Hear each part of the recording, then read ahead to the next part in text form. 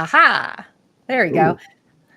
All right. Hi, I'm Tara Lynn of Geek Saga Entertainment, and thank you for joining us for the Geek Saga Show. I'm extremely excited for this episode as it features two very special guests, the author of the newly released Disney adjacent adventure novel Skippers of Fortune, Lafitte's Gold, James T. Castellaw, and one of my longtime besties, Chris C.B. Brennan, who helped contribute to this book. So real quick, you guys just introduce yourselves. If you have social media that, is public, tell people where they can find you, and then we'll continue on from there. James, you go first since you're right there. Okay, yeah. So we're seeing the same thing as far as how it is, side to side. I think so, yeah. No, so I'm James Castellaw. I am a former Jungle Cruise skipper, and I am the author of Skippers of Fortune. I have done a lot of media over the past 20 years. I've made online cartoons and everything, but right now I'm trying to build a universe with my buddy Brennan here to honor and respect the skippers. And so check us out. We are at www.skippersoffortune.com, and on Facebook you can find us on Skippers of Fortune. We're on TikTok, but we don't have shit on there yet. But yeah, that's basically it. I'm Chris CB Brennan. Been working for Disney for 26 years. That's where I met James back in the day as skippers. And we've been best friends ever since. Same goes for Tara, even though that comes later. But yeah, I really have nothing to promote except for James's project. I mean,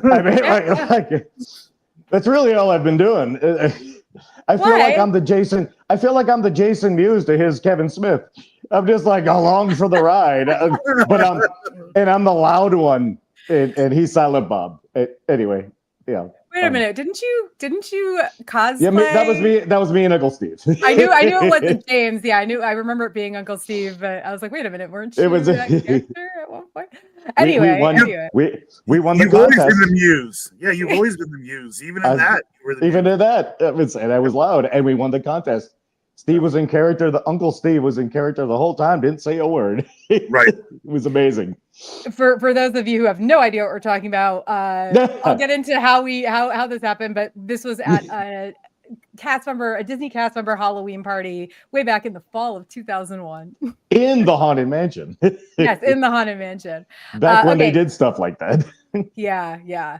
So as I mentioned, I'm Tara. You can find me at Geek Saga on Facebook, Instagram, TikTok, and Blue Sky and Threads. I'm on all the things. I'm at a Geek Saga. I just refuse to use the Bird app anymore. Additionally, just want to mention the Geek Saga Entertainment Patreon. As a reminder, myself and my soon-to-be literal ride or die co-host Manny and I will be traveling cross-country together. This is happening in just a few weeks. So not only can anyone who joins the Patreon at the $3 per month level and above get consistent early access to our podcast episodes, but there will also be plenty of content from our cross-country trip that you guys will have patron-only or early access to. So make sure to check it out and join at the $3 per month level or above prior to July 15th at patreon.com/geeksaga_entertainment. Now, I'm going to try to keep this interview as organized as possible, but it's also meant to be, it's also meant to be, it's not going to happen. It's also meant to be a fun discussion. And on top of that, good old CB here is the constant true chaos magnet. So we'll see how we can do. So just to give that's another word for drunk. I don't think it's just drunk though. I think there is actually a manifestation thing going on here or something. You're chaos sober, so drunk is that's pretty. It's just turned up to 11. Right. So just to give a brief explanation of how we all know or quote unquote know each other, I worked in AdLib, aka Adventureland Liberty Square. It's an area of the Magic Kingdom at Walt Disney World. I did this on my fall 2001 Disney World college program. P.S. If you want more info on my college program experiences, make sure to check out the Geek Saga podcast episodes. There's a lot of them. Here we go. 41, 42, 46, 50, 51, 52, 59, and 60. Anyway. It's a lot. It is a lot. Yeah. Well, I did a 6. I'm going to play that lottery number tomorrow. Yeah. Right? It was a 6-episode series that I did for my fall program, and then a 3-episode series I did for my summer 2002 program. That's why there's so many. But anyway, Chris was a full-time ad lib employee while I was on my college program, and I actually became really close friends with him and a lot of full-time cast members who I spent a bunch of time with, which was kind of like a thing that happened after 9/11, to be quite honest. I was very college program heavy the first few weeks of my program, and then 9/11 happened, and I honestly don't really know why I ended up gravitating toward the full-time cast members, although I think it was more so like the idea that you guys had real homes, like you had real apartments, and they were your own homes, right? And so you were cooking meals and like watching you lived in Vista Way with like 5 other girls. Right. Yeah, 3. I had a 2-bedroom whatever. home, but still, yeah. It 3, I think it was, you got lucky. yeah, I think it was a little bit of a home. This feels like more homey situation with the full-time people. So all of that said, pasta. There was good pasta. All that said, now we're going to do getting to know you, getting to know all about you. That's you too, by the way. Nope. Let's start with James. And then Chris, you can go and answer as few or as many of these as you like, but a little bit of history on when, how, or why you started working for Disney, how you ended up as Jungle Skipper specifically, if there's any story behind that. I know that like with the CP, it was basically totally random. And then when and how you guys met each other and became friends. Like I said, James, you can start. Just do me the biggest favor ever and try not to like interrupt or talk over each other, because that just makes it hard for me on the back end. God, you hear that, CB? Yeah, that was for me, right? Yeah, that was for me. That was for me. Also, Mike wise, like I think you and I are both louder than James. James, I've turned you up as loud as I can, so I want to make sure people hear you. And I have a booming voice, so it's very rare that I feel that ones in the room. Yeah, so much bass. So I ended up down at Disney. I was a full-time cast member as well. I ended up down at Disney for kind of the same reason that I know Brennan will say. I ran away. When you run away, running away to Florida is one of the best places that you could possibly go. And then like going to work at Disney on top of it is just a huge part of it. So I was just tired, and I was working a really good job. I was making good money in Colorado. And I always like, I'm going to be an actor because I've always done creative stuff. I always did theater. I was always doing things. And one of my bosses are like, why are you still here then? And I was like, crap, that's an excellent question. So I just packed up one day, moved down to Florida. And when I got to casting, I knew I could get into the Disney Reservation Center. I had a lot of call center experience. I could make, at that time, was like $8.50 an hour, which was good money. Like, oh, shit. You got $8.50. I got $7.80. Well, yeah. And so on my first college program, $6 even, y'all. Yeah, she wins. and I had left like an $18 an hour job to get down there, so I was going to take that job. It was going to be set, and they were like, "Oh, we could do attractions," and I was like, "I don't want to push the button on Space Mountain. I don't want to do." And the first thing she said is, "We have the Jungle Cruise," and I was like, "That whatever, give me that, pay me whatever you need to," and I'm never going to train and learn anything other than that. And that's literally what I did. I sold it. I walked out of casting, and I was like, "That's it. This is what I want to be." And I think probably my second day right out of training is when I met Brennan, and we started there's a certain banter to, I feel like we started bantering on day one. Yeah. And the banter just connected us. And there is something about full-timers, like college programs come in and kind of jump out, but the full-timers, we create like a series of banter, and and we just connected. We told the jokes. We referenced the same pop culture. So, yeah, that's my Disney story. Brennan? Yeah, here we go. Yeah, mine is also very similar because I did apply for the college program back in like 96 when I was still at UMass back in Massachusetts. And I was accepted, but I couldn't take it because I asked for a summer semester. They gave me fall, couldn't do it because I would have lost the scholarship or something.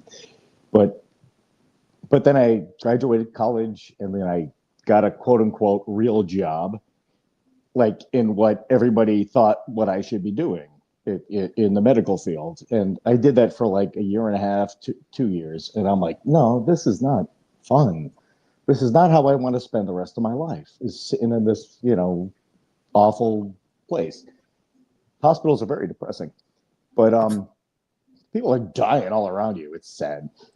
So I packed everything. Yeah, I went to the emergency room one time and saw a dead person on a gurney when I was waiting to be seen by a doctor. So I feel that. I made out with a girl in a morgue. Was she alive? No. Hey, well, the girl was alive. The people around us were dead. Okay, well, Honestly, somehow that's less. Listen, you are chaos, but somehow that's less creepy to me than just. James, thank you for clarifying that because. Thank you for clarifying that because that would have canceled the whole show if that went another direction. Nah, this show is R-rated for sure. Anyway, go on. You left your boring day job. I put everything I owned in my car and said, well, where do I want to live now? You know what I like? Disney World. Let's move to Disney World, see what happens. Right. I was homeless for the first 2 months I lived here, like living out of my car, which is very easy at Disney, by the way, because there's a lot of facilities you can use as a cast member in terms of showering and cafeteria and, sleep in your car. But, et cetera, et cetera. The first job that I was offered at Disney was attractions because they did, just like you, James, they like my voice. Like everybody at work, even now, tells me that I have like a radio voice or, it's something about the bass. I don't know. But, yeah, so they gave me a spieling attraction, but it wasn't jungle at first. The first year was the safari at Animal Kingdom. Oh, that's where I met Uncle Steve. Me and Uncle Steve have parallel stories because we both trained there like at the same time, and then we both decided we were done dealing with the real animals and let's go. We both wanted to work at Magic Kingdom. Was our goal, and then we both put in transfers to Jungle Cruise, and we got them like right around the same time. Our trainer was the great Amy Massenberg. Shout out to Amy. She was my Pirates trainer. Right. That we're talking. I don't remember her last name, but that's Amy, red-haired Amy. Yeah. Dude, she's definitely more of a pirate. She's definitely more of a pirate. I've heard, as Tara knows. Yeah. But anyway, that's how I became a Jungle Cruise skipper. It was just I wanted it, and I learned the transfer rules at Disney, and I put in for it, and I got it. Manifesting again. Well, that's the thing too. Is like when you go to somewhere where they need so many people to work all of those things, it's kind of easy to get a transfer there because they're like, well, we just need people. Yeah. Right. And then we met all of the characters that we'll talk about later. Yeah, it's funny. Like you bring up Amy, and I know that she's mentioned in the book. You guys might get into this a little, like her as a character a little bit more later. But when I was reading the book, I messaged Chris and I was like, wait a minute. Yeah, she knew who she was immediately. Is this the red-haired Amy who trained me at Pirates? Because you guys apparently knew a way different Amy than I knew, and this is not me being James. Would you like to comment on that? The reason I'm saying this is because I was a little kid essentially. I was 18 when I started. You were adorable. Program. You were so adorable.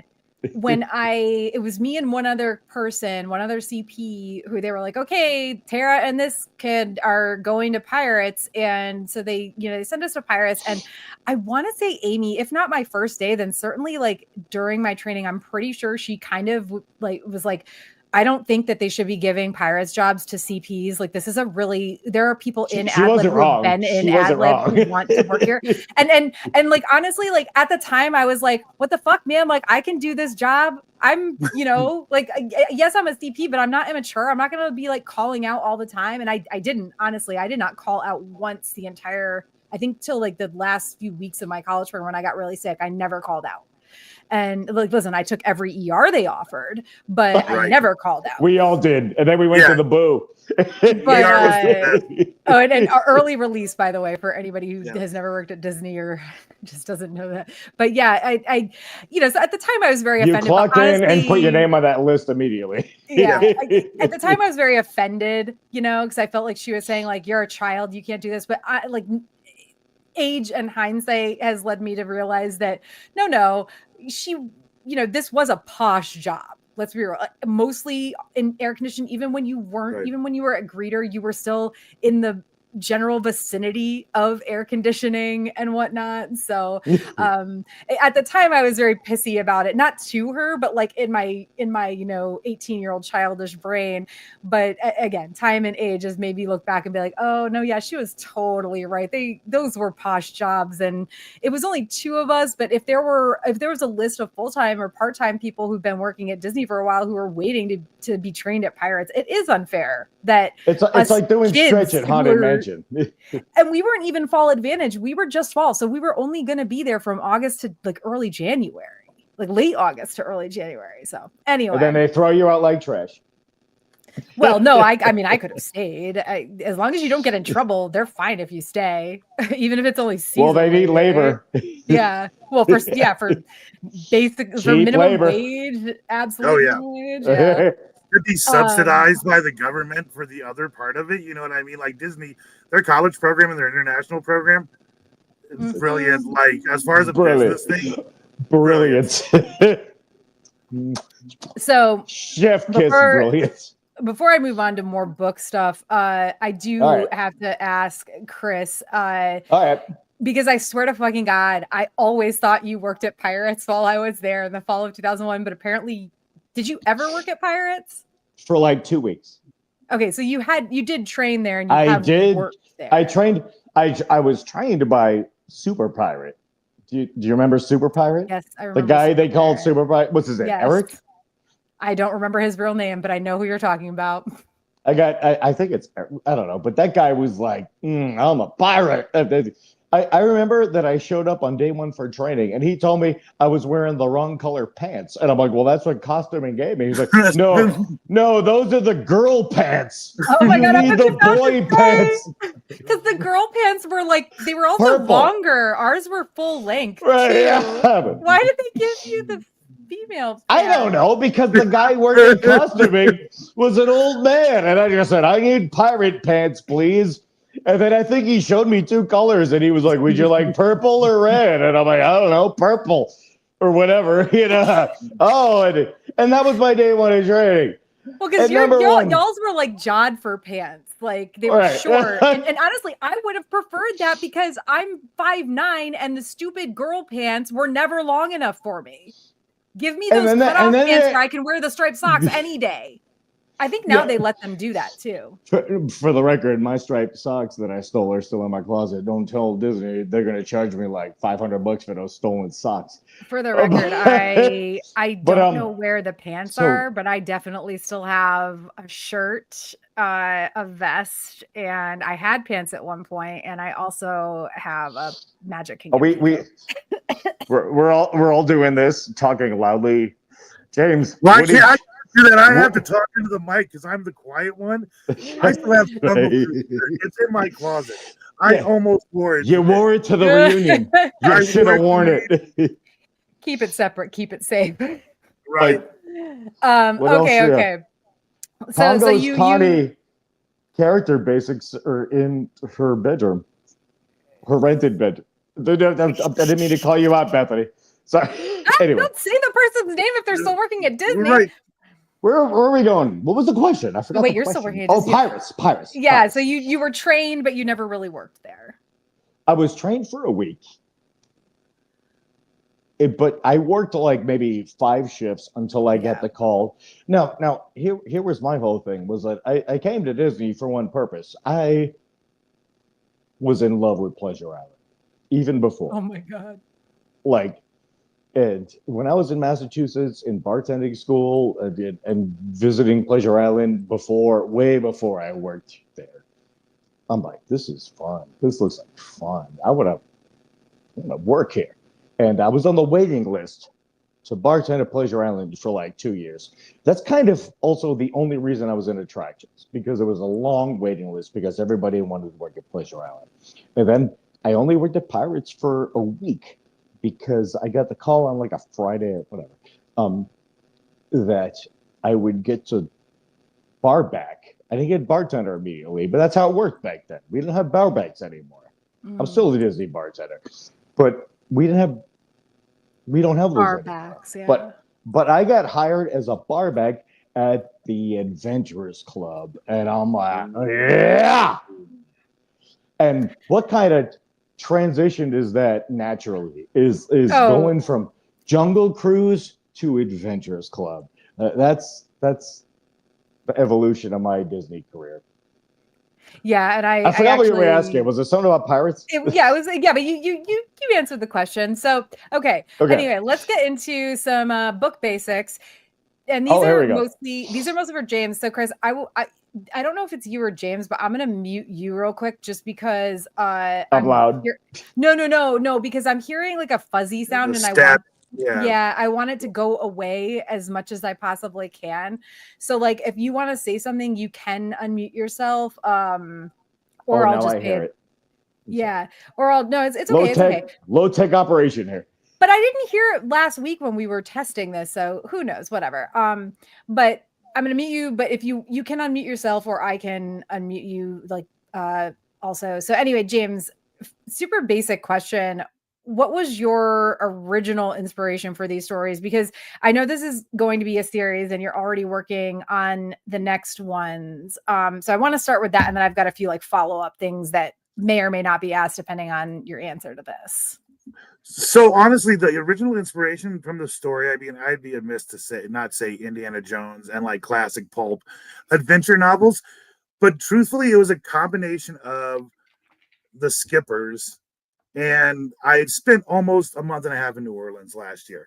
So it was a combination of a city that I desperately wanted to tell a story about and these people who I'd created characters of in my mind over the past, 2.5 decades that I felt really needed a story to be told. Because as much as I love The Rock and everything and the Jungle Cruise movie, I think they missed what to me the jungle was about. And the jungle wasn't about the adventure, it was about the Skippers. And so I was like, how do I tell a story about Skippers, bring in New Orleans, and then years and years of pop culture running in my head? I have adventure stories I could always go to, and I was the kind of kid who had the Time Life books about mysterious islands or lost treasures or everything. So it was the wanting to tell the story, and the adventure part was just a natural backdrop because of the people I wanted to tell the story about and the location I wanted to tell the story in. So I have this as a later question, but I'm going to move it up a little bit. Am I right? Is there some Goonies inspiration here? Like it feels absolutely. like There was one time when me and James were like riffing about the story in the middle of the night, and then James specifically asked me, "Am I just ripping up the Goonies right now?" So I'm like, no, it's different. No, there's that was James. That was a conversation we had. Yeah. We absolutely. Well, because and especially when you get to like jungle puzzles or jungle traps, which was from the Dora the Explorer movie. Which when they talk about a jungle puzzle, it's what I relate in my head. It's hilarious. The live action Dora was hilarious, but when we ended up in the traps underground, it very much felt like Goonies. I also enjoyed the live action Dora. I have not seen that. I don't like. I have James for the record. James, by the time I was around. James, for the record, why didn't Dora make the list for the James game? Yeah, she just didn't. That's a whole other thing. That was a plug for your other thing. Scrooge McDuck made the list, but not Dora. Yes, 100%. Scrooge McDuck should made the list and not Dora for the best. Okay. Let's not get on that tangent. We're tabling the James game because I'm going to ask about this later. Because I need to know if you're willing to talk about it. I need to know more. Yeah. But by the way, Tara, James, get Tara in the James games next week. All right. Specifically in regard to the adventurers / skippers aspect of it, how much of that is based around Jungle Cruise and its lore? Like, how much of it is like, and when I say Jungle Cruise and its lore, because you guys obviously, I've been on the ride dozens of times probably, but like you guys have been on it hundreds, if not more times. So like, are there things that even like a slightly more than casual person wouldn't know that made it that are references or like little hints, tidbits, Easter eggs? I feel like there's very little reference to the actual ride, as much as more references to like the people and and that counts too. Yeah, and it's kind of a sideways thing too. There's a lot of things you have to walk a very specific line. Like a lot of it is when I think about it, I think about the radio that plays at the Jungle Cruise, the skipper radio, and the little stories. Yes. What we are is we are the taking it out from the little stories that we're told, because the skippers were known in the Jungle Cruise, and then Disney has a whole other thing called Sea, their Society of Explorers and Adventurers, which sets up their whole universe in there. So the skippers were just a tiny part of a story that I thought needed broadness. So yeah, I took some legends from there, but mostly it's skipper radio. It's I heard that in the loop so many times. It was really easy to pick up. Like there's a whole other space of skippers that we don't know about. There's a whole other universe of things happening that aren't directly related to the Jungle Cruise, because they have their own radio, they have their own universe that Disney briefly touches on in the queue. So if it was coming from anywhere, it's really that and more to the Adventurers Club, which I know we'll probably talk about in a minute, but it's more of a tie. If there's a closer tie to Disney, it's a tie to the Adventurers Club, mostly, and their lore. Gary, you're muted. Sorry, I unmuted the wrong person. I'm just trying to cut out like background noise as much as I can, because it makes it a huge pain in the ass for me to edit as a podcast. But yeah, that was what I was about to ask, is like also because I personally wasn't sure, and I am curious, is any of it or how much of it is inspired by the Adventurers Club at Pleasure Island? And forgive me for having only ever visited the Adventurers Club like maybe twice ever. To be fair, I only briefly, I was so young when I did my college program. I went to Disney like maybe once, possibly twice. No, after I was 21, maybe 3 or 4 times as like a seasonal cast member, but like I was usually there for just a few weeks, so I was working and not going out to PI every night or whatever. But yeah, I by the time, because when did Adventurers Club close, Chris? 2005. 2008. Or 2008. Yeah, I was gonna say, I know it wasn't 2005, because that would have, when I worked there again, when I was like 23 or 24, when I was a manager, I went there and knelt on the stairs and cried. But yeah, so I only went like twice ever. So yeah, I'm wondering like how much the Adventurers Club really inspired it more so maybe than Jungle Cruise, obviously. I'll say one thing, and then I'm gonna let Brennan take this one, because the Adventurers Club is really his area. But really, to me, the inspiration becomes for the Order of Wayfarers and Wanderers. It's really the tie-in to the Sea organization, which the Adventurers Club was all about. Pleasure Island was entirely connected to the Sea organization. So for me, they are. They're the same thing. Yeah. It's a good connection. So that's where it's to the Adventurers Club. But Brennan can take it from here, because he's our Adventurers Club expertise. Well, real quick, I thought Pleasure Island was like a reference to Pinocchio? It was not. It was not. I honestly don't know. I never worked there, so I don't know if you guys got like special training into the background of Pleasure Island. They also had a giant sign with Jessica Rabbit on it, and it said Pleasure Island, but it might as well have said girls, girls, girls. That's how sexy that sign was.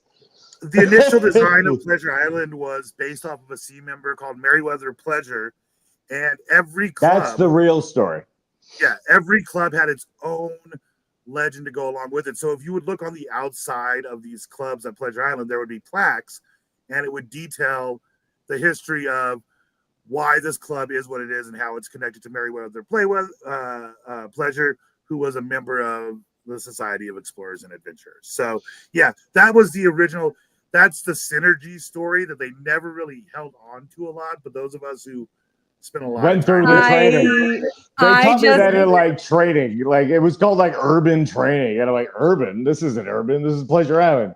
I just Googled also, it, James, and this is a fucking rabbit hole I'm going down, if not tonight, then tomorrow. This is my ADHD self is going down this rabbit hole very soon. I have two things I want to say. Yes. Number one, James, if according to that storyline, there's a plaque of me on the wall shaking hands with Ludacris. There's definitely a plaque. Luda! Luda! I serve Luda. That's the first line on my resume. Number two, to go back to the Adventurers Club thing, Tara, seriously, Adventurers Club, when it was invented in like, when did Pleasure Island open? Like 89, like right around. I think when, it was like, 89. Yeah. And they designed that place to be a club based on the Jungle Cruise. It's the same thing. They're the same thing. Like you can't ask about Skippers without talking about the Adventurers Club. Yeah, if you went to the Adventurers Club back then, you'd walk around and there were Jungle Cruise Easter eggs. If you go, even when we were there as Skippers, James, you go to like you walk in the queue for Jungle Cruise. There's crates that have an address that says like Pamelia Perkins, and the actual address is like the address of the Adventurers Club. Right. So I always felt they're the same thing. But see, this is where I would say that I felt the Adventurers Club was for the adults, the adults, to see people, where the Skippers are out doing the actual adventure. These are the rich people, that they can race around the world in 80 days and shit like that. You know what I mean? That's what it was to me. Rich people, it only cost like $15 to get on Pleasure Island back then. True. Not on Wednesdays. Wednesdays are free. Well, but also if you were at Disney with your kids, then you gotta. I say that, and one time I legit saw a guy dancing in 8 tracks with his like 3-year-old on his shoulders. So I don't. But must have been before 7. It was no, it was before 9. It was before 9. It was before 9 o'clock. Yeah. Was the Adventurers Club? But weren't some of them 21 up, like even before 9? And I can't. BET was. Yeah, and I think Mannequins was as well. Yeah, because man, don't go to the 3rd floor of Mannequins. Well, especially not in June. I love Mannequins too. I love Mannequins too, but don't go up to the 3rd floor in June. Hey, you're gonna see some stuff. Or do. Right. Well, maybe not if you're like there with your fam and are I don't know. Well, if your fam's over 21, they'll let you in. I'm not disrespect pride like a mother sucker. Yeah. But can I swear? Yeah. Anyway, the point is, you've clearly never watched any of my other episodes. We swear a lot. I'm sorry. No, don't be sorry. I have, but I didn't hear you say. Well, maybe not that. Maybe not that specific term. We're on a tangent. We're on a tangent. Yeah. Now we've gone totally off topic. So, like, chaos. Can you, or are you able to exactly? Can you, or are you able to point to any specific like references or Easter eggs or anything other than the general? This sort of gave me the idea from Adventurers Club over like Jungle Cruise, or is it still kind of this, well, maybe not so much the people, but is it still kind of the same, like this, just the vibe, like what in terms of like inspiration? So Doc Box is a reference. Yeah, the Doc Box is the reference of the Jungle Cruise, because when they don't use one anymore, but it used to be where we would see what our rotation was. The Doc Box, the entire location itself. I went to go try to find it last night, and it's not there. No, they don't do it anymore. They communicate a different way.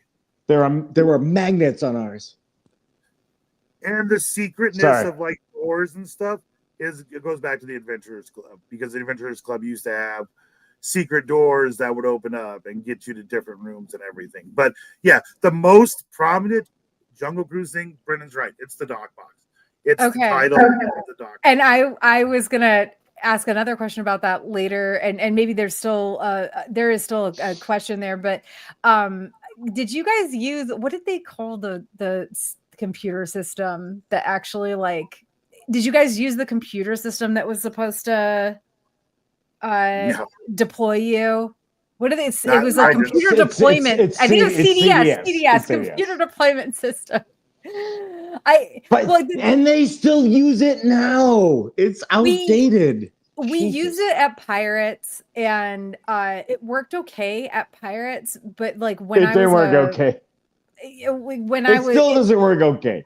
When I say it worked okay, it was like it worked okay, Functional. except yes, exactly, on like the holidays where we were so busy, and we were usually actually properly staffed, if not overstaffed at times. And again, this was like just that one, fall of 2001 that I was actually full time at Pirate, or well, CP, but The pasta was great.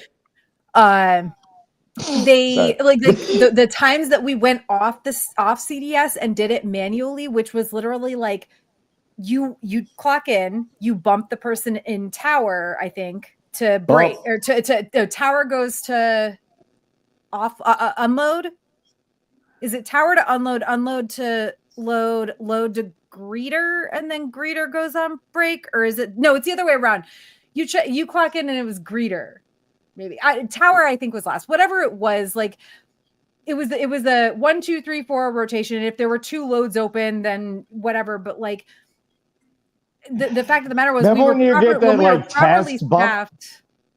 were properly staffed or overstaffed, you would get so many breaks. Like on Thanksgiving of that year, like I worked a 12-hour shift, and I will tell you, like I got 2 lunches, 2 45-minute lunches, because at Pirates you got 45 minutes because you were so far from the main cafeteria, and then I got, it like, wasn't that far away. It really wasn't, but I got God knows how many 15-minute breaks. Like I didn't work all that much that day. It was amazing. Like no, that's all.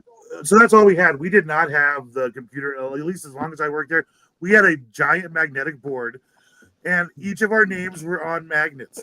So you come in the morning and you know who was working, because those were the magnets that were laid out on the table.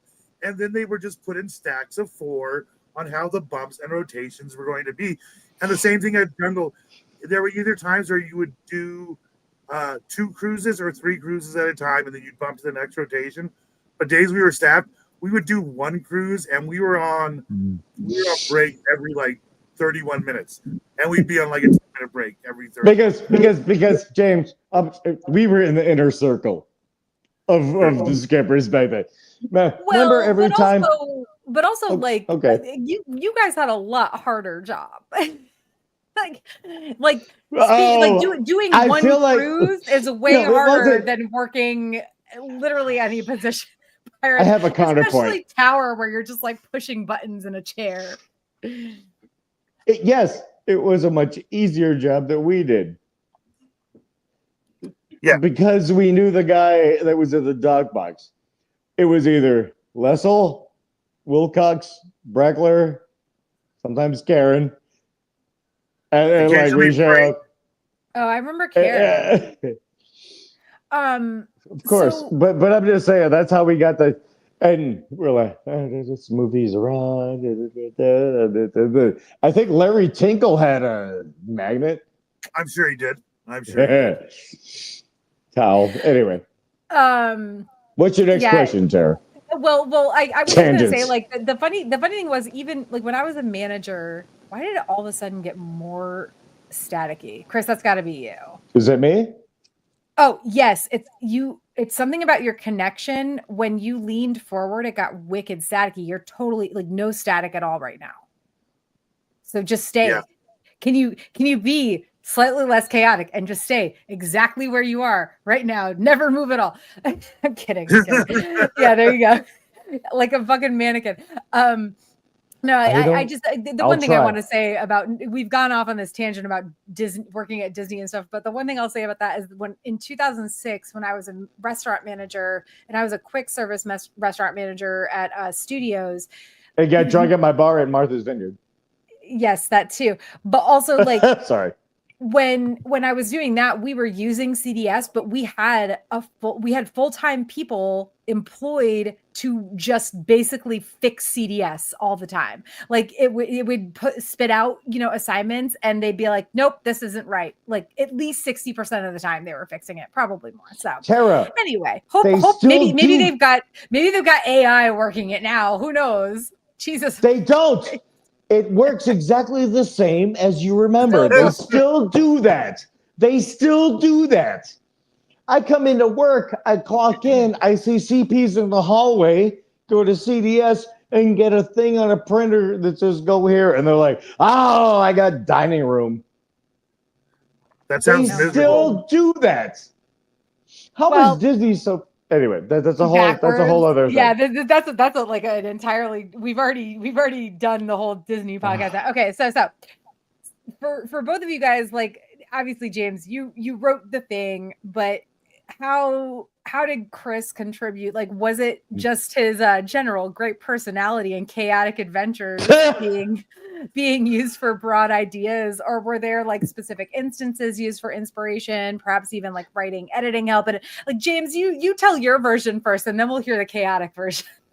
I'm pretty sure it's exactly what you're looking at right now. Yeah, no, I mean, so the way it worked with us is basically we would just have evenings where we just go back and forth, and we would put people we knew in characters and shows. We're like, let's cast Ocean's 11 with all of the friends that we know, and we really do, in a weird way, associate our friends and people we know with character tropes from movies and everything. And so we would throw out just crazy ideas or dumb ideas that this character would make sense doing that. And we're like, that's a story. And at a certain point, it became like, I was like, I need to document this story. So I would start putting things down, and I thought it was going to be me writing a story about me. Quite honestly, I thought because when I usually write, I write myself as the main character.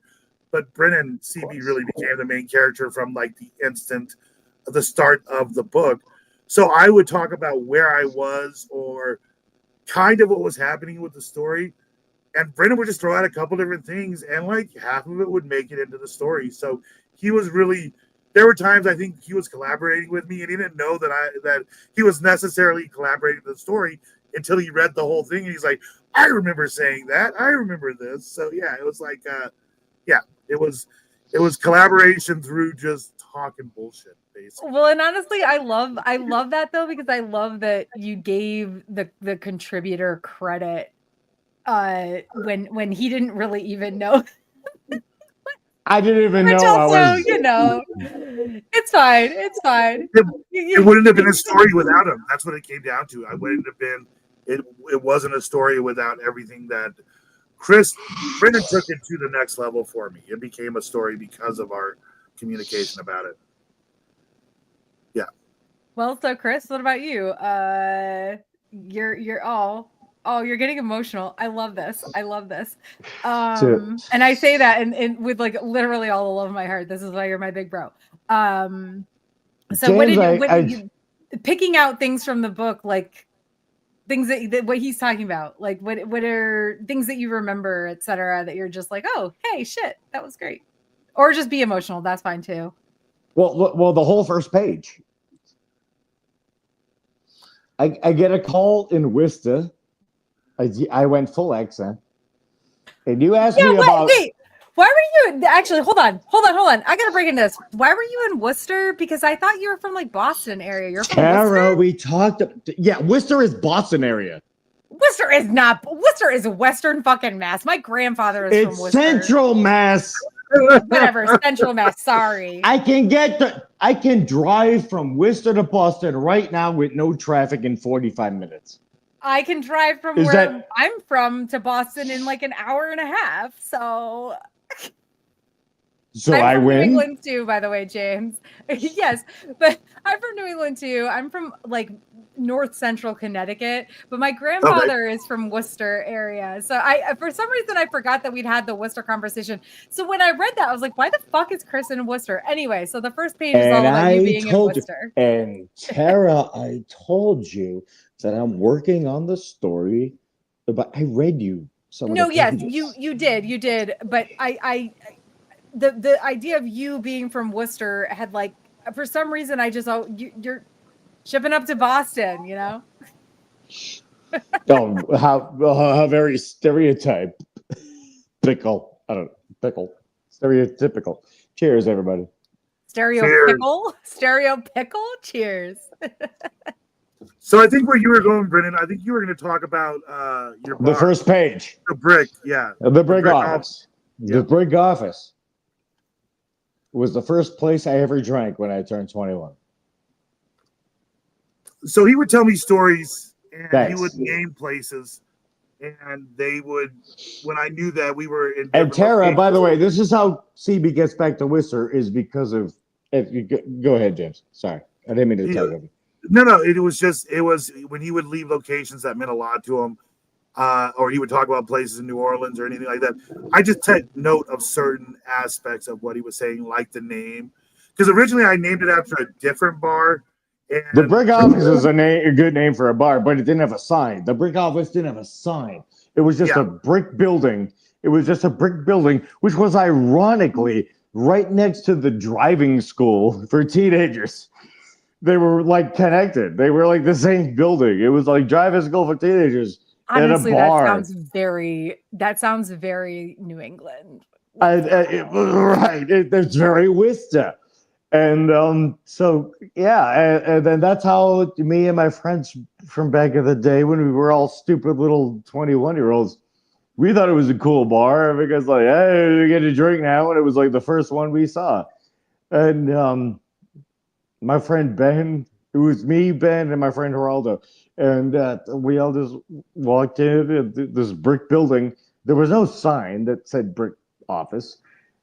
There was 2 windows, and one said like beer, and the other one said like open in neon signs. And we just, all right. And then you walk in, and it's a bunch of just old guys, like old Irish guys in Worcester. And then we like 3 beers, and then we all look at each other. Well, we're not getting laid here. We gotta go. But it became a tradition that every time we went out hanging out, that we have to get our first beer at the brick office, and that's the first page of the book, I guess. That's where the brick office comes from. Well, so how did you end up back in Worcester? Because you're still in Orlando, so that was a shock to me that I'm like reading, like I start this book open and the first page is like, oh, this is Chris, this is CB, I know this guy, and it was like, why the fuck is he back in Massachusetts? Well, because but is it a spoiler? Is it a spoiler? It's a spoiler for my story, and I've told you this, but I'll tell it publicly now. Number one, I'll separate me from the CB character. Well, obviously, yes. But I mean, it's me, but it's like not me. it's you times like I wouldn't even say 100. It's you times like 70. I'd say 11. Turned up to 11. 11, dude. Jesus. So, but Tara, I already told you I can't tell you because I'm writing that story. The story I'm actually working on. And by the way, I'd love to thank James for this, and also Yvette for like inspiring me to like go back to like where I used to like write stories and thought myself as creative, and I lost that a long time ago, but I found it again, and that's what I'm working on right now, is the backstory of CB. And no one in Worcester calls him CB. They call him Red. The people at the Hippo don't even know my real name. They call me Red. Everyone over there calls me Red. They don't know my real name. But that's the thing, is that it's the whole story between when the order broke up in the first chapter until CB gets the phone call. And that's the story I'm working on. So, yeah. And that's how I ended up back in Worcester. And it's like a universe. I like to call what we're doing here. We're trying to build like an open source universe. Right. And any person, like any of my skipper friends, anybody who likes the story and likes the universe, write for it. Yeah, create something in it because we. Oh, I already told Chris I want to write fanfic about like Chris's little pirate sister. But then I said that before I read the book, and now that Amy is like the pirate in the book, I'm like, oh shit. I mean, I don't know. Do I want to? I feel like that's a whole story that's invented right now. Right. I don't mean that like in a negative way. I mean like, oh, do I want to Amy's Captain Hook and you're Mr. Smee. Do I look like a Mr. Smee? Come on now. Does Amy look like Captain Hook? I don't mean physically. Okay. Anyway, sorry, James. You were saying went way off topic. An open source world. Yeah, just the idea. Yeah, I want people to be able to create the stories in it. I know the Skipperverse is born. Yeah, it was conceived 25 years ago, but it was born like how many weeks ago? Well, and a lot of things, like maybe 12 weeks ago is really when we started working on this. But a lot of people, even when I've had people reach out to me and they're like, "Oh, I want a character in there," or "I know people," and a lot of people I talk to already had a character. I already developed characters over these people and everything. So. Well, actually, that leads into my last question for this particular section, which is how have your other friends, and this is for both of you guys, but more so, I guess, for you, James, probably, how have your other friends felt about seeing themselves mentioned or in certain cases even, shall we say, immortalized in this story? Because like we get NCP, right? We get NCP right. With the high fives. Like I read that and I was just like, it's like in real life, if you don't know, you don't know, and you're probably just like, oh, who's this weird side character who gets those are Easter eggs just for us. Those are Easter eggs just for us. But like, so how have people felt about just being mentioned? But also, there are like Uncle Steve and Amy are like I said, like immortalized essentially in this. Chris, I'm saying owns the real estate company, or maybe I'm not meeting you, but you are. Very all of a sudden you got really fizzy again. I don't know why. Anyway, it doesn't matter. Because I leaned in. Oh. So strangely enough, it's other people telling me I get more about other skippers' reactions of who they read about versus themselves. Like nobody really comes in outside of Brennan. Nobody really comes in and says, "Let me talk to you about how you displayed me," but they will.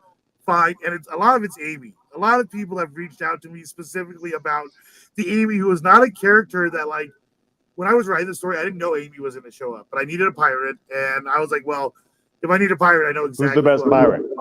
So, I think there are certain people who are waiting to, I think, see the development of their character. Like everybody in that little scene where we go to the past, like the last night of the Wayfarers Club.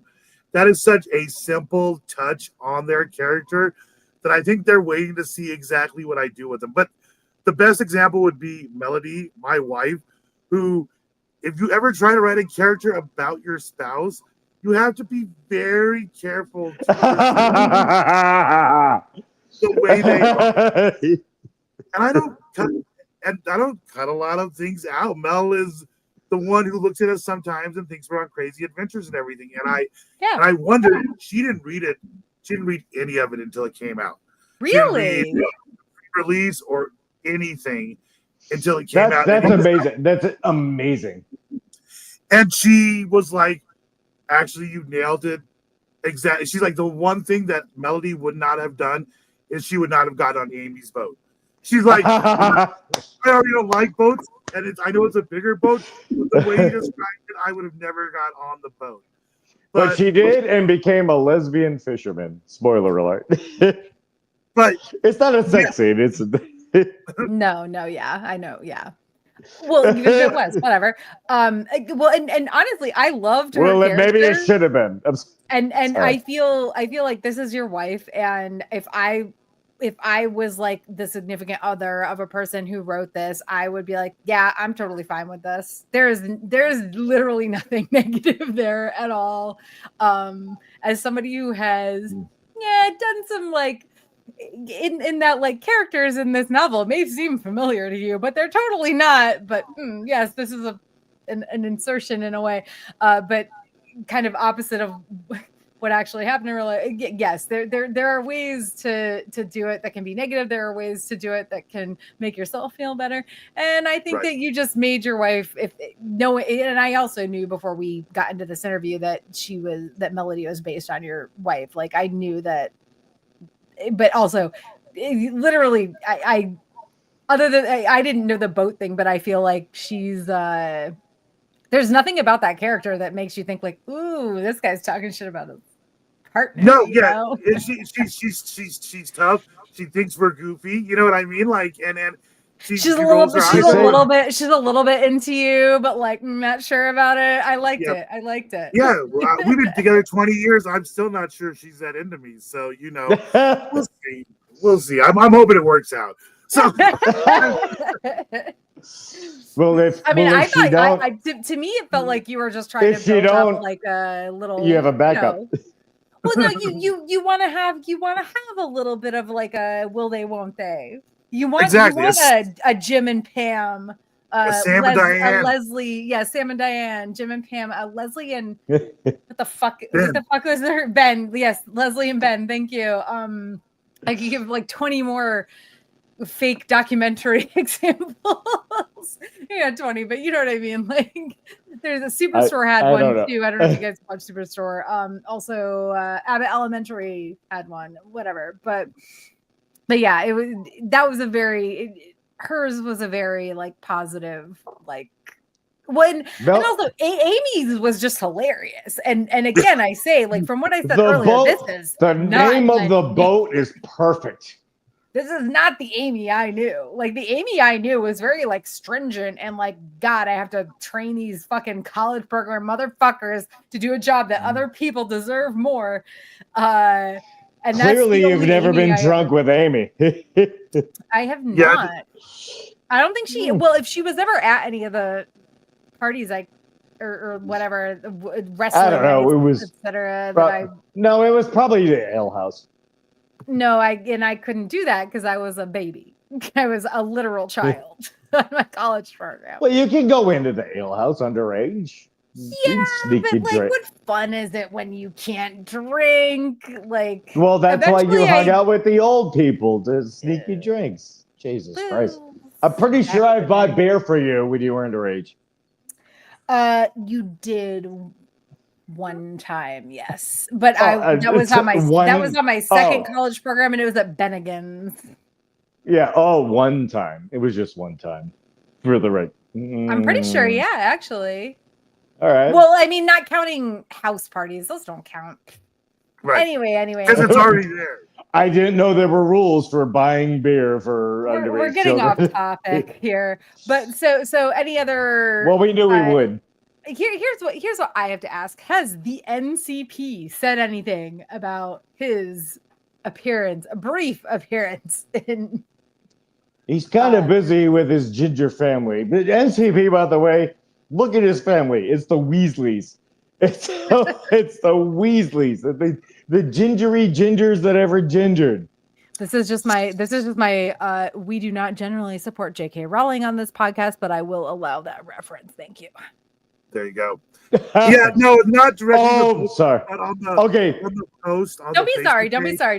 References are references. Rule number one. All right, those who shall not be named. Damn it, that was also a reference. Anyway.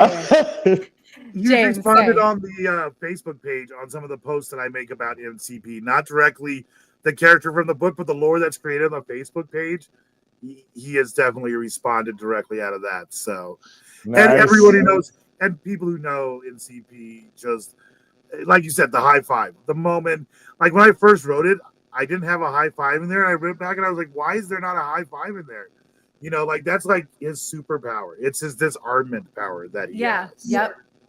His Oh. superpower was just not giving a fuck. Back in But it the was day. all of our super. He would Me None of do. us gave a fuck. He was like the Andy Kaufman. He would do anything for the laugh, no matter how offensive it was. And he was second place in that same Halloween contest that me and Oh Steve. no, we're not talking about that. Yeah, no. We're not going to talk about it, but that's something that he would do. I don't think he would do it now. It was a No. different time. Well, no, he We're has a not- family now. He has children and a wife, Well, and it's for 20 many years later. reasons, I think. Anyway, okay. But Move back on. then, all- he was Tiny Moving Johnson. on. Yeah, but we Sorry. all fucking loved NCP. Okay, Yeah. NCP was That was just, the point. He was just a nice He fucking was just guy. a good time. He was just Yeah. the best time. Yeah. I went to so many WrestleManias with him. I went to one wrestling show with him and you. I think you and Corey. And Corey, Yeah, in Orlando. But also we smoked weed in the bushes. I remember. NCP. We went to Chris's Halloween party at your Sable Palms apartment. As the Hurricane and Mighty Molly. And he drove. So we each got like an hour of sleep, and then he drove me to the airport the next day. I remember NCP setting his alarm, and like we were like the last two awake at that party, and I'm like, hey, I love you, man, I love you. I was like, hey, I need to set my alarm to get her to the airport, and I'm like. And I kept telling him, like, I can do something else. I can somehow find something else, but like, good fucking person. And he's an amazing human. Was my point? Yeah. We drove the 4-7. I'm calling it like it's California. The 4-7 team. Wow. We drove. That was a California fucking slip. Oh yeah. Went that. It's not a Freudian slip. It's a 417. It's 417 to the airport. Yeah, the 417, the toll road, and we go through the toll things, and like I'm paying for the tolls, but like he's still got his hurricane mask. He's at like 6 o'clock in the morning. Did you change? Were you still in your Halloween? Yes, I changed. No, I brought all my stuff. I love that part of the story because I didn't know that. I'm just picturing him driving down 417 as the Hurricane. He took off but the also in his head. Also in his head, and all the makeup is like over here now because it was a wild party. Yeah, it was a wild party. Anyway, okay. We're like an hour into this, and we have not even gotten into Tales from New Orleans. Okay, so the hell. I forgot this was a show. I just thought I was talking. Okay. People watching? This is terrible. Yes, yes, there are some people watching. Weirdly enough, not as many as usual, but that's probably because Manny isn't here and he draws the bitches. But I mean that in the most positive way. Manny draws the girls. But Tales from New Orleans. I want to see what Manny looks like. We all love New Orleans, all three of us. And the city itself is basically a character in this book. So I have a few questions specifically about that I'll be asking in a bit. But first, I want to ask you guys to talk about some of your favorite things about and places in New Orleans. James, Chris, I'm going to mute you again because static. But James, why don't you go first? Favorite things about and places in New Orleans. So for one thing is my favorite things about New Orleans is just that music happens constantly on every corner, everywhere you go. There's just constant music. And my favorite places about New Orleans, really, I'm a Bywater kid. I love to go off of the strip and go, back where the locals go. When I stayed in New Orleans for about 3.5 weeks with the Chef King last year, I lived in the Bywater. I was right around the corner from bars. I ate in the neighborhood. I learned the community and everything. I took Brennan on an awesome adventure out to the Bywater. So for me, it's really, I like to be, if I'm down near the city, I like to be near the French Market and generally that area around there and the bars around there.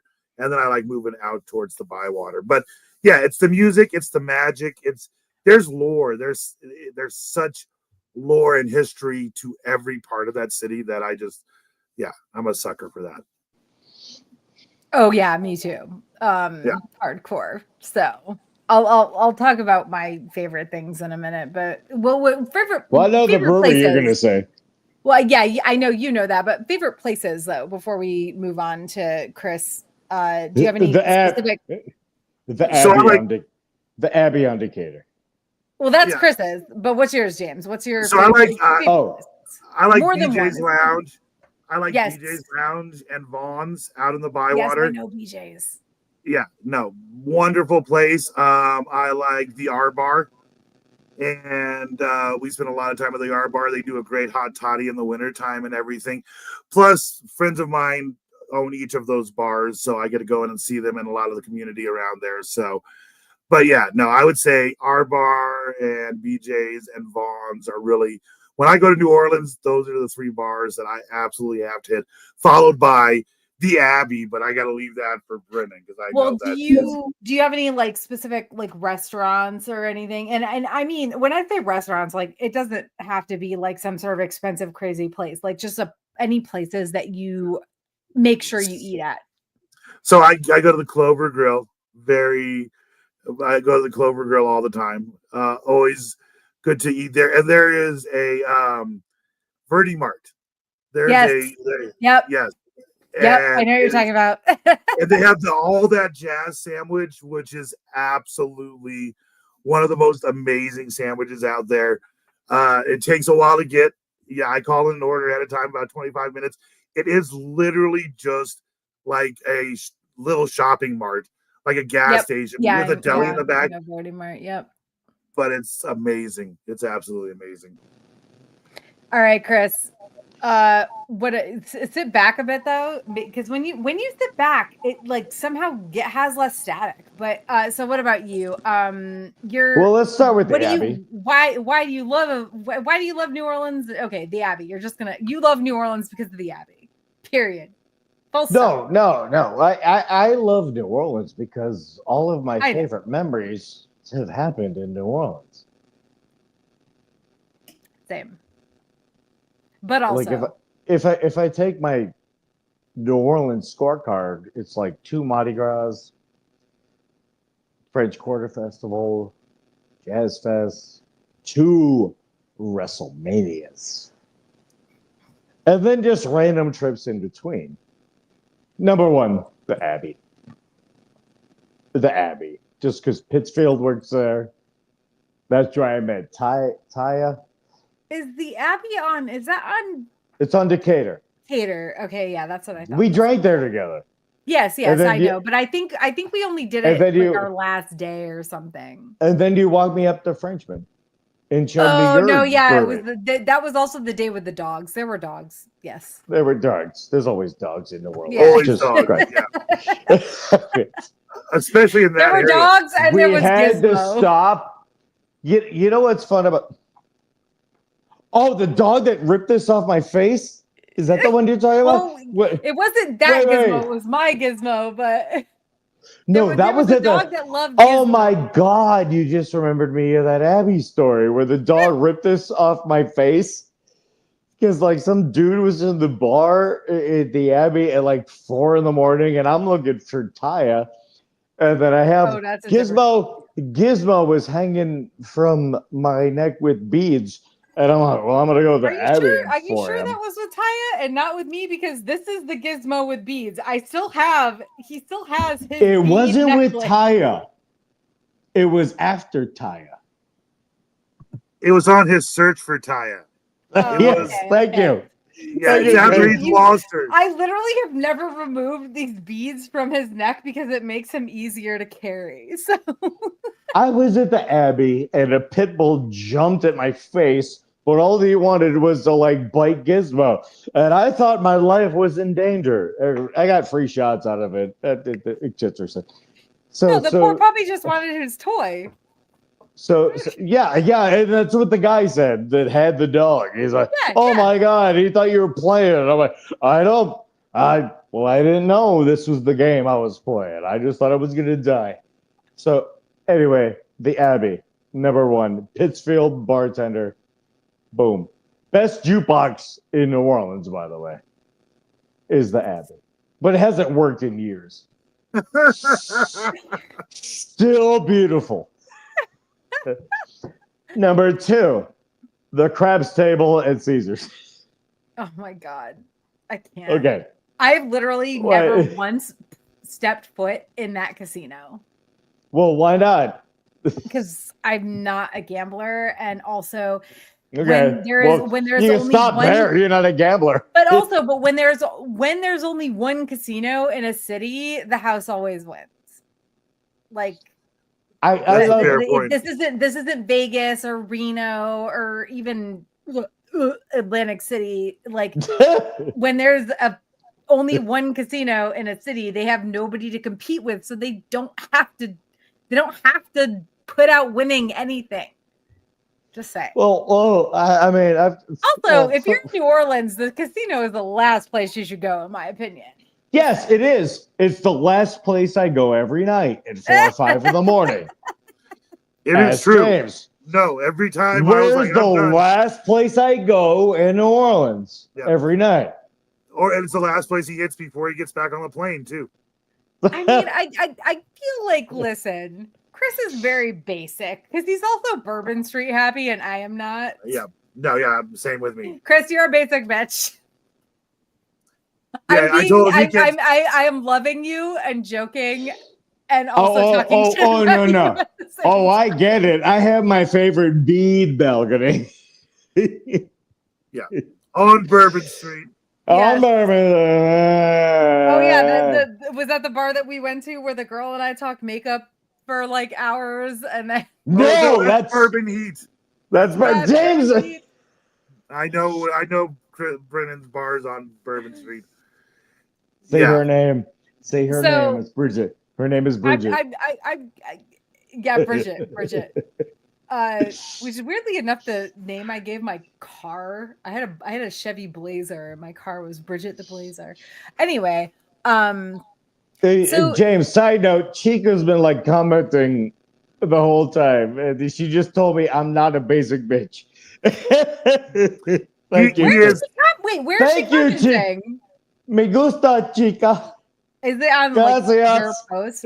Because I do have like live chat open, but nobody has commented on live chat. So I'm like, where are they commenting? Because I would love to respond and be like, yes, Chris is a little bit of a basic bitch sometimes. When but it comes to that's New why we love Orleans, him. yeah.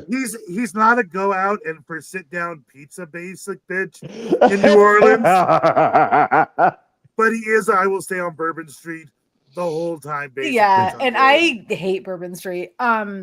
We all But- do. We've grown So- out of it. I For kinda me, love just it. like very briefly, my favorite New Orleans place is this place that I have on my The Clover. shirt. Brew Okay. Cafe. It's a brewery that's right at the edge of the French Quarter and the Marigny. I fucking love this Oh. brewery. I literally wait. will. Yes. Wait, is that still on the chalkboard? Remember when I told you? No, it was not when I went in February. 'Cause- But 'cause to James- be fair, it had been James, like over a I year. took James there. I tried to take James there when we went up to Frenchman, and I said, like, it's the whole gimmick was you can buy a free beer for somebody Yeah. based on some kind Oh, of like they're revenue. yeah.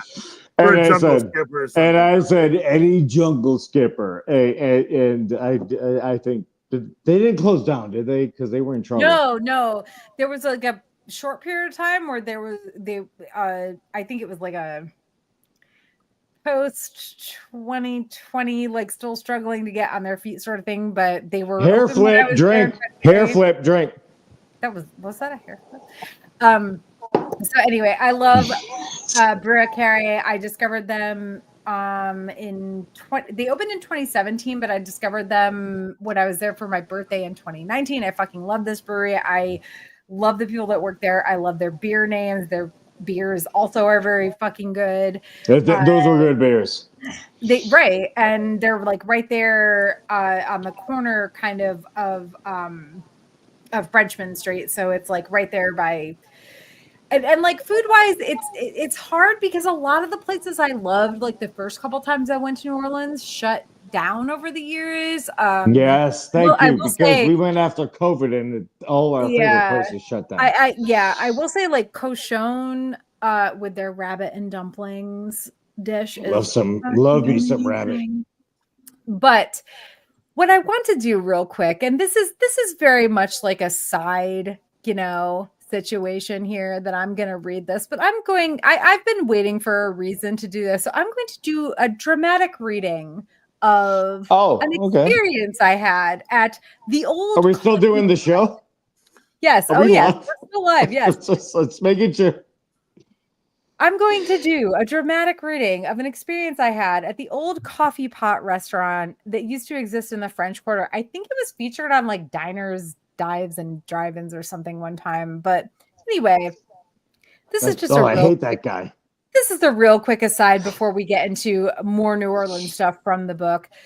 How do I even describe my experience at the old coffee pot restaurant? If I'd known this place had been featured on Diners, Drive-ins, and Dives show, I never would have gone here in the first place. Also, the Google reviews. That's a good line. That's a great line there. Are seriously misleading, and I wish I'd checked Yelp. I'm not eating anywhere this frosted hair TGI Fridays line cook told me to go. Who also apparently is a maggot. So anyway, also the Google reviews are seriously misleading, and I wish I'd checked Yelp rather than just being too hungry to bother. Therefore, I give you the New Orleans Brunch Hostage Con 2017, or A Tale of Server-Induced Stockholm Syndrome. TLDR, don't go here, stay away, avoid at all costs. There are so many amazing places to eat in New Orleans, and this isn't one of them for so many reasons. Also, I'm going to mute you guys because I'm getting an echo. Okay, I'll give you this. If my group of 6 friends and I had had a better server, perhaps I would give this restaurant, say, 2.5 stars, maybe even 3. But we didn't have a better server. We had the older woman who is one of the owners, or has maybe just worked here forever. Who knows? Though there's a portrait of her by the bathroom, so she's obviously important, and that's scary because she was scary.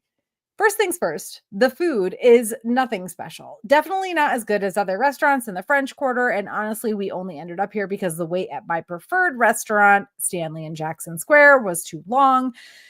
Personally, I had the blintzes with strawberries, aka strawberry jam, what the fuck, and a side of home fries, which were barely lukewarm when they arrived. I also tried my boyfriend's roast beef po' boy, which was actually pretty good as roast beef po' boys go, but again, certainly not amazing. Anyway, our experience began with us waiting close to 10 minutes to get seated, despite the fact that the restaurant was almost entirely empty. There was no host at the door. We had to flag someone down, and then that person disappeared again for several minutes before finally returning and setting up a table for us. Once seated, we waited some more.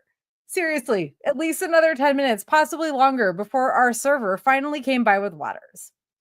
Since we had been walking around trying to find a place to eat and then waited so long to get said waters, we were thirsty, which led to the following exchange. Boyfriend, very pleasantly, mind you. Can I get some more water? Server. What? No. Oh, no. I am not running back and forth bringing you water. Not going to happen. You can wait. I have a system. The system entailed this server constantly reassuring us that she would bring us more water, a pitcher of water. How generous.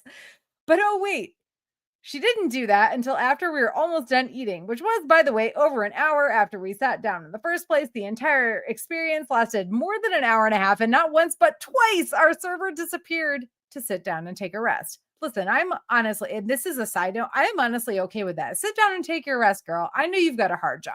Sit down and take your rest. But please just bring us the pitcher of water before you do that. That's all I ask. Just a pitcher of water before you sit down and take your rest for 30 minutes. That's all I ask. The first time she didn't say anything. We just didn't see her for like 20 minutes. The second time she warned us that she was going to rest and then ignored our request for the check. And just to warn you, checks for large parties can only be paid on a single credit card or in cash. Not that we are surprised after being held hostage there for an hour and a half, but might as well put that out there. I'm not kidding when I say we could not ask for anything without getting a retort from literally any of the people who worked there. It was so bad that by the end we were all mumbling thank you every time she came around, regardless of whether or not anyone was actually doing anything worthy of being thanked. It was legitimately scary to the point of wondering if we'd ever get out of there. Honestly, even if this food was the absolute best food in New Orleans, and yet again, need to remind you, it was not, it still would not have been worth this experience. You know that song, You're Welcome, that Maui sings in Disney's Moana? Someone should write an old coffee pot version of that for this server to sing. Only in the end, know that you will not be as strong as Moana. You'll give in and say thank you and then feel sick to your stomach about everything that's happened. But at least you'll probably get a good story out of it. Obviously, we did.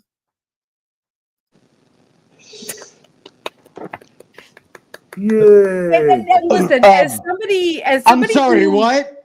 I'm sorry, what? I was muted. I didn't hear any of that. Can you tell it all again? As somebody who has worked in like restaurants and everything, I get so much of like, I need to sit down and take a rest, et cetera, et cetera. But like, my God, they had like one poor fucking person working this entire restaurant and everybody was hating it. And also like, I wish I had known that diners, drives, and whatever the fuck that was. Guy Fieri, fuck his mega X. Yeah, I avoid those places that he's. I didn't know. I just wanted a place where we could walk in and eat some brunch. Right. Tara, delete the last 20 minutes in post. Is this your card? Therapy time. But, that was my one. What's the next question for the interview? My one's ever. Okay, so I also enjoy the Abbey and Ruby Flipper.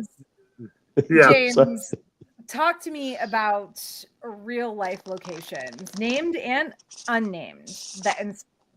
Chris, you shuffling cards near the mic is not helping things. Chaotic motherfucker.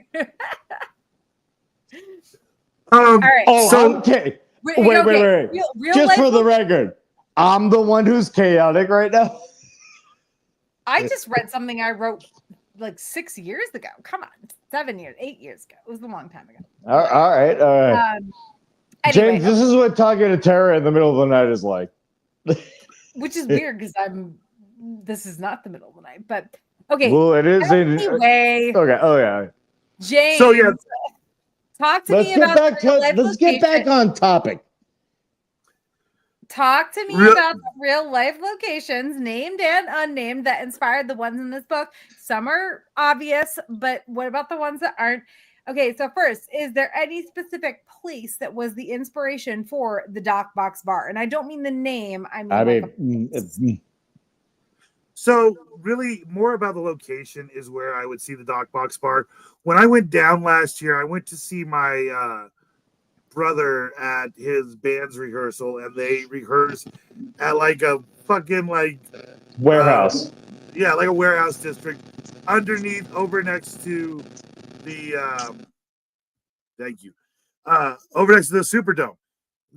A dark, horrible, scary area. I sent it to Brennan and I said, if I die, I sent a video that said, if I die tonight, I know I died doing something I love, making stupid decisions. So really the Doc Box Bar is in my mind, is right out over next to where the Superdome is, in that area that hasn't quite cleaned itself up, that really nobody ever goes to. And then the other areas, I mean, Pirate Alley. Brennan and I spent a lot of time in Pirate Alley, so that had to be a go-to place. And then BJ's, of course, because I fucking love BJ's. You know, I had to give a shout out to it. So was the unnamed, because unless I missed something, the bar in the Bywater was unnamed. The one that you went, your character that's based on you went to, was that BJ's or was that was BJ's? That was BJ's Lounge. Yeah. Cool. So I that's that. I loved the chaos of that, even though Chris was not there. Chris caused his own chaos over at he was doing Did she chaos. just tell me I have him in at, a BJ's? I have a there's a blood stain on the floor at BJ's with my name on it. True. I meant in the book. So okay, how about including Anne Rice's house? Like, why did you decide to include hers, like, or to go with her house over like literally any other Garden District home? So honestly, because I love Anne Rice. When I left high school, I was like, I'll never have to read again. I'm never going to have to worry about reading again. And I picked up The Vampire Lestat, and it was an amazing book. And I wrote every one of her books. Anne Rice book you read? That's the first Anne Rice book I read. Wow, was The Vampire Lestat. Okay. So then I went back and I did the interview with the vampire, and I went on every thing from there on. I got an autographed book from the Garden Bookstore from Anne Rice for my 40th birthday. So I could not tell a New Orleans story and not go see Anne Rice at some point in the story. She is like, even when I talk about us immortalizing ourselves as characters, I tell people like, we're like Lestat. You know what I mean? Like that's how we exist in New Orleans mythology now. So yeah, it's just a love for Anne Rice. I have to give me 1 second because I have to double check something. But when my husband and I, so we were legally married in Vegas, but about just like a small, very quick thing. But we had like our actual like wedding in New Orleans, and our New Orleans wedding was on December 11th, 2021. Chris is talking. Sorry, Chris, I have you muted because you were very loud, busy. You know, see, it's like weird. It's like sometimes you're not and sometimes you are. But like, so we had our wedding in New Orleans on December 11th, 2021, which, by the way, they were filming the first season of The Interview with the Vampire from AMC, like 2 blocks away from the place where we rented this whole mansion, had our little like ceremony, whatever. So Chris is talking, and Chris, now you're just fuzzy and I can't hear you at all. I'm not talking. I'm just mouthing your words. I'm just mouthing your words because I've heard this story 1,000 times. So what do I have you though? Because not only did we get married there, and they were filming it like 2 blocks away, and we saw them like filming it and everything, but Anne Rice died on December 11th, 2021. Oh man! Like we found this out. We're like and we were like, what the fuck? Like they're filming the first season of Interview with the Vampire here, and also. That's crazy. Yeah. You know, my first trip to New Orleans, when I was 21 years old, I ran into the guy from Girls Gone Wild before it became anything. It was literally happening there. And I was like, what the hell is this? And it was like, so it's like 2000 when this is happening. So it's like. He's got a camera and beads. It was the craziest. It was from when I first saw that to what it became fucking wild and horrible. And yeah, so okay, so last like major question. Can you, James, give any intel on, well, actually, I don't even know. I think I have one more question on this, but can you give any intel on how an ancient treasure ended up hidden inside a secret entrance that is located in a pillar of a bridge that was built in like the late 1950s at the earliest? Or is that a spoiler for stories to come? Like James, can I answer? Yeah, answer away. Because the Skipperverse is fluid. Time and space is fluid in the Skipperverse. Okay. Yeah, basically, and the Order likes to mess with people. The more we find out about the Order, the more it's about They're bad. control and power. Yeah, that's why what gave away when they saw the Order symbol at the part of the book where they're like, oh, wait a minute, that means the Order had something to do with this. The answer is, how did it end up there? Because the Order wanted it there. The Order needed it to play out that way. It was hidden there. Spoiler alert. Yeah, spoiler if you had. YSCB and Worcester. Well, Same question. And Worcester isn't a super spoiler alert. This is an actual spoiler alert for a book that has already been published. So, that was my dumb analogy. Well, so I guess also like this isn't even a question. I just want to say it's a little bit white saviory because listen, we're all white people here, but I do love how in the end they're like, here's Lafitte's treasure, let's give it back. I'm a red person. You know what? And that is really one of the stories I wanted to tell, because if you look at older adventure stories, Indiana Jones, they end up putting the Ark away in a warehouse. They end up doing all these things where people felt like they had a right to these properties that belonged either for that's why I love the ending. Yeah, and that's what I wanted the Skippers to be. It is kind of a white savior, but what we really want to do is, the idea is, even when people try to protect it Warehouse 13 style and everything, what they're doing is they're taking it away from cultures. All cultures have these items. What the Skippers are doing is like, we don't need to be well, and I said the white savior thing kind of facetiously because I feel like if the white people are the people who stole it, then they're the only ones who can give it back. And so, Nazis. But it is the colonizing thing. It's if you've traveled around this world, if you've been to, I've been to the British Museum. You want to see treasures that came from all over the world. And I wanted to tell a story that they went back.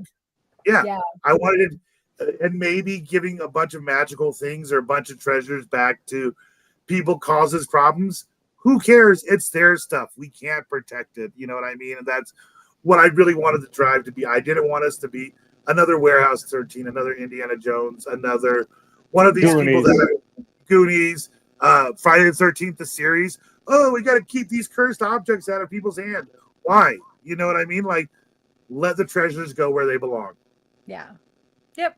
And well, and I probably should have prefaced the white savior thing with like, I'm using that facetiously because it's like there's literally no other way for this to go back to where it is at this point.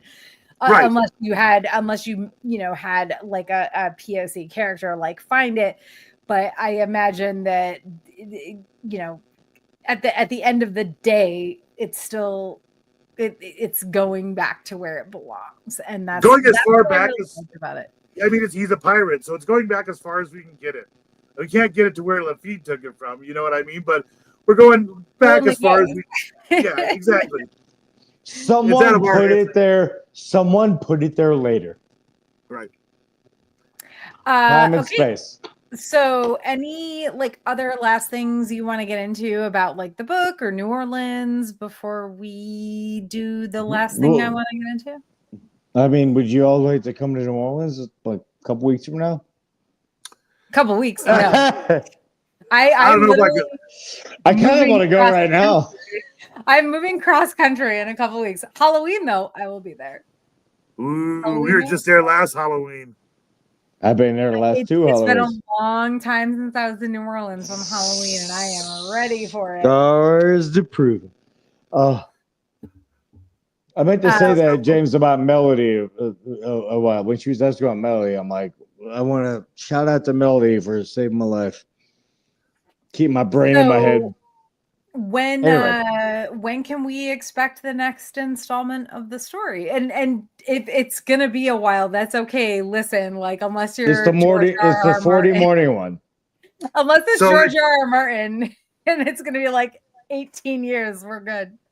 No, we're hoping to have the next story. It should be released by August 28th, and I'll be down in New Orleans. Oh, Yeah, I'll be down in New Orleans to promote it, and then we're gonna go down from there to the Keys, and then I'll be up in Orlando with CB doing some promotion and signing some stuff around there. You So at the saying end of August, early September. Oh, I'm excited. James is gonna sleep in my bed. I am. I Okay. am. So, last but not least, recommendations. So, we're going to go with James first and then we'll go with Chris. Can you each give one, and it can be more than one, but at least one book or book series and or TV show, movie or movie series recommendation that you think complements the reading of Skippers of Fortune? So I will go with, if you're looking for movies, I would go with King Solomon's Mine, which is an Alan Quarterman He adventure took my answer. from like the 1980s. It's a Damn. completely it's different Indiana Jones, but this guy's an adventurer. I would say, as far as television shows, the Disney Plus version of the National Treasure show that they made was great. It's very close to I relation on thought that. so too. He took my other answer. I thought it was a wonderful show. And then the closest other thing I would say, especially as we're delving into magic, there's a show called The Librarians based off of a movie with Noah Wiley. I feel like that one is going to be the closest to where we're playing in there. So those are my three answers on that one. But yeah, I also thank you for mentioning the National Treasure show because I feel like that was severely underrated. 100%. 100%. It was great. I thought it wasn't going to be as good without the characters we know, but it was wonderful. But who needs Nick Cage? Right. I agree. Any movie without Nick Cage is fine. All right, Chris, what about you? Anything? It's okay if you second. No. James already stole the three things that I wanted to say. Okay. Nothing? So, well, no, James stole all my answers. Okay, that's fine. James reference. I'm going with Willow from Buffy. Is this your card?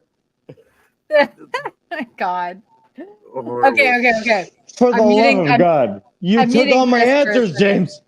To get rid of the static. But okay, so my suggestion is a book series called The Casket Girls by Alice Arden. She is a New Orleans native. They are very YA, so they might not be everybody's cup of tea, but they involve a whole lot of witches, voodoo. There's some the vampire thing I'm about, but like I right now it's 4 books published and she's working on the 5th one, and I have loved every single one of them. If you're okay with some YA elements, they're great. And so and also they're very New Orleans. I mean, they're so New Orleans. Like if you love New Orleans, even if you can overlook the YA elements, they are worth it. Nice. And I love a good story that uses a city as a character. And it is like hold on, I'm muting Chris again because I'm echoing now. It's like post Katrina New Orleans, but she doesn't ever name Katrina. She calls it the storm, and she changed the dates, which I like because it's like it's not entirely using like Katrina as a plot point, which can be problematic. So yeah, that's I really, really like it. And also honestly, New Orleans native writing a New Orleans book, All right. Well, as I close out the episode, just want to thank James and Chris for joining us on this not so little interview adventure. Thank you for having us. Even though Chris is staticky as fuck for some reason tonight. Hold on. I'm on a phone. Baby, I love you, but you were not as echoey or staticky earlier. I got to meet you again. I love you. Thank you to all of you out there listening. Don't forget to check out the Skippers of Fortune Facebook page or skippersoffortune.com. And to, of course, place your book order via Amazon. You can literally just search for Skippers of Fortune. While we will continue recording and releasing podcasts throughout the next couple of months due to my aforementioned move, we are, for the most part anyway, taking a break from our live streams for the foreseeable future. To keep up to date with our upcoming podcast episodes, make sure to follow A Geek Saga on Blue Sky, Facebook, and or Instagram / Threads, or for early access as well as fun updates from our cross-country trek. Back our Patreon at patreon.com/geeksaga_entertainment. I see Chris, if you're watching this on the live stream, Chris is just showing the book. It's a very cute cover. In the meantime, please don't forget to like, subscribe, or rate us 5 stars wherever you're watching or listening. Please buy Skippers the Flamethrower. Thank you for having us on. This is